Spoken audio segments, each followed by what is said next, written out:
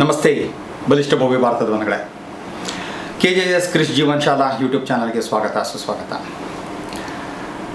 A sound mind in a sound body or a sound body in a sound mind ಅಂತ ಸ್ವಾಮಿ ವಿವೇಕಾನಂದರು ಆಗಲೇ ಹೇಳ್ಬಿಟ್ಟಿದ್ದಾರೆ. ಏನು ಅಂತಂತಂದರೆ, ಒಂದು ಸೌಂಡ್ ಅಂದರೆ ಆರೋಗ್ಯಯುತವಾದಂಥ ದೇಹದಲ್ಲಿ ಆರೋಗ್ಯಯುತವಾದಂಥ ಮನಸ್ಸಿರಬೇಕು, ಅಥವಾ ಆರೋಗ್ಯಯುತವಾದಂಥ ಮನಸ್ಸಲ್ಲಿ ಆರೋಗ್ಯಯುತವಾದಂಥ ಶರೀರ ಇರಬೇಕು ಅಂತ ಹೇಳ್ತಾ ಇರ್ತಿರಲಿಲ್ಲ. ಆರೋಗ್ಯವೇ ಭಾಗ್ಯ ಅಂತಂತಂದ್ರೆ ಎಷ್ಟೋ ಸಲ ಕೇಳಿದ್ದೀವಿ, ಆದರೆ ಆರೋಗ್ಯವೇ ಅತ್ಯೈಶ್ವರ್ಯ ಅಂತಲೂ ಕೂಡ ಕೇಳಿದ್ವಿ. ಆದರೆ ನಾವು ಆರೋಗ್ಯದ ಭಾಗ್ಯದ ಬಗ್ಗೆ ಹೆಚ್ಚಾಗಿ ಗಮನ ಕೊಡೋದೇ ಇಲ್ಲ. ಹೆಂಗೋ ನಡೀತದೆ ಬಿಡು, ಏನೋ ಆಗುತ್ತೆ ಬಿಡು, ಕಾಯಿಲೆ ಕಸಲ್ಲ ಇವತ್ತು ನಾಳೆಗೂ ಸರಿ ಹೋಗುತ್ತೆ, ಟ್ರೀಟ್ಮೆಂಟ್ ತೊಗೊಂಡ್ರೆ ಸರಿ ಹೋಗ್ಬಿಡುತ್ತೆ, ಈ ರೀತಿ ಅಂದ್ಕೊಂಡು ಏನು ಮಾಡ್ತೀವಿ, we never focus on our health. ನಮ್ಮ ಆರೋಗ್ಯದ ಬಗ್ಗೆ ನಾವು ಗಮನನೇ ಕೊಡೋದಿಲ್ಲ. ಎಲ್ಲೂ ತನಕ ಕೊಡೋಲ್ಲ ಅಂತಂದರೆ ಅದು ಜಡ್ಡಿಡಿದು ಕೆಟ್ಟೋಗಿ ನಿಂತೋಗೋ ತನಕ ನಾವು ಆರೋಗ್ಯದ ಬಗ್ಗೆ ಗಮನ ಕೊಡೋದೇ ಇಲ್ಲ.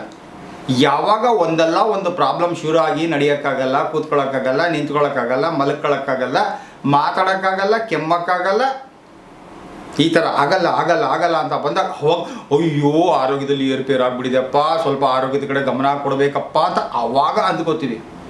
ಆದರೆ ಮುಂಚೆನೇ ಇದ್ದರೆ ಅದೇ ಹೇಳ್ತಾ ಇರ್ತಾರಲ್ಲ, precaution is better than cure ಅಂತ ಹೇಳ್ತಾರೆ. ಬಂದಾಗ ಕಾಯಿಲೆಗಳನ್ನು ವಾಸಿ ಮಾಡ್ಕೊಳ್ಳೋದು ಅದು ಆಮೇಲೆ, ಆದರೆ ಕಾಯಿಲೆಗಳು ಬರದೇ ರೀತಿಯಲ್ಲಿ ಎಚ್ಚರಿಕೆ ವಹಿಸ್ಕೋಬೇಕಾಗಿರೋಂಥದ್ದು ಬುದ್ಧಿವಂತರ ಲಕ್ಷಣ. ಹಾಗಾಗಿ ನಾನೇನು ಹೇಳ್ತಾ ಇರ್ತೀನಿ ಅಂತಂದರೆ, ಮಾಡಿದರೆ ಭೋಗ ಮಾಡ್ತಾ ಇರ್ತೀವಲ್ಲ, ಭೋಗ ಸಿಕ್ಕಾಪಟ್ಟೆ ತಿನ್ನೋದಂತೆ, ಸಿಕ್ಕಾಪಟ್ಟೆ ಕುಡಿಯೋದಂತೆ, ಸಿಕ್ಕಾಪಟ್ಟೆ ಸೇದೋದಂತೆ, ಏನೇನೋ ಮಾಡೋದಂತೆ. ಅದಕ್ಕೆ ಮಾಡಿದರೆ ಭೋಗ ತಪ್ಪಲ್ಲ ರೋಗ, ಮಾಡಿದರೆ ಭೋಗ ತಪ್ಪಲ್ಲ ರೋಗ, ಮಾಡಿದರೆ ಯೋಗ ಬರೋಲ್ಲ ರೋಗ, ಬರುತ್ತೆ ಸುಯೋಗ ಅಂತ. ಅಂದರೆ ಯಾರು ಸಿಕ್ಕಾಪಟ್ಟೆ ಭೋಗ ಮಾಡ್ತಾ ಇರ್ತಾರೋ ಅವರಿಗೆ ರೋಗ ಅನ್ನೋದು ತಪ್ಪಿದ್ದಲ್ವೇ ಇಲ್ಲ.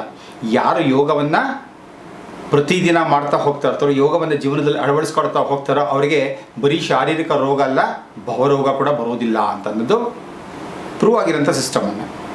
ಹಾಗಾಗಿ ಭಾಳ ಜನ ಕೇಳ್ಕೊಳ್ತಾ ಇರ್ತಾರೆ, ನಾನು ಮುಂಚೆ ಎಲ್ಲ ಮಾಡ್ತಾ ಇದ್ದೆ, ಈ ಕರೋನಾ ಬರೋಕ್ಕಿಂತ ಮುಂಚೆ ಏನು ಮಾಡ್ತಾರೆ, ಪ್ರತಿ ಭಾನುವಾರ ಯಾವುದೋ ಒಂದು ಪಾರ್ಕಲ್ಲೋ ಅಲ್ಲೋ ಇಲ್ಲೋ ಹೋಗ್ಬಿಟ್ಟು ಯೋಗ ಹೇಳ್ಕೊಡ್ತಾ ಇದ್ದೆ ಜನಗಳಿಗೆ. ಯೋಗ ಮಾಡೋರು ಎಷ್ಟೋ ಕಡೆ ಒಂದು ಪಾರ್ಟಿ ಹಾಲ್ಗಳಲ್ಲೆಲ್ಲ ಕೂಡ ಯಾರೋ ಆರ್ಗನೈಸ್ ಮಾಡೋರು ನಾನು ಹೋಗಿ ಮಾಡಿ ಹೇಳ್ಕೊಡ್ತಾ ಇದ್ದೆ.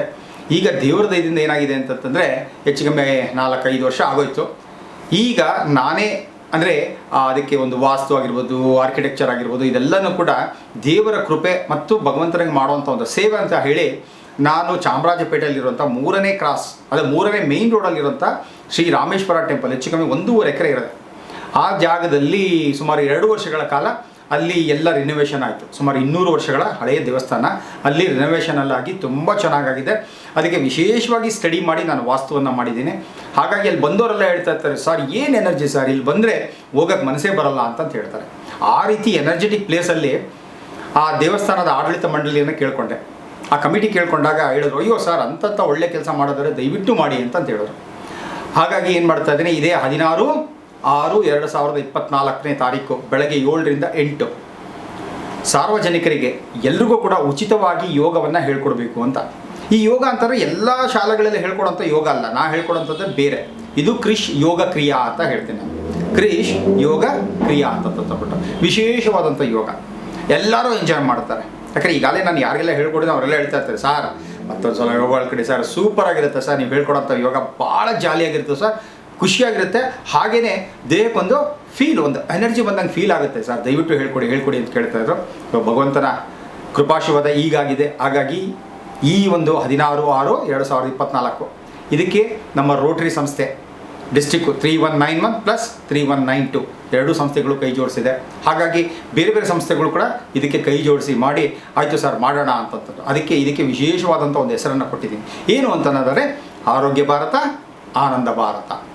ಆರೋಗ್ಯವಾಗಿತ್ತು ಅಂತಂತಂದರೆ ಆನಂದ ತನ್ನಷ್ಟಕ್ಕೆ ತಾನು ಬರುತ್ತೆ. ಆರೋಗ್ಯ ಅಂದರೆ ಬರೀ ಶಾರೀರಿಕ ಮಾತ್ರ ಅಲ್ಲ, it's related to even your mind. Both mind and body feels happy, the life will be very happy.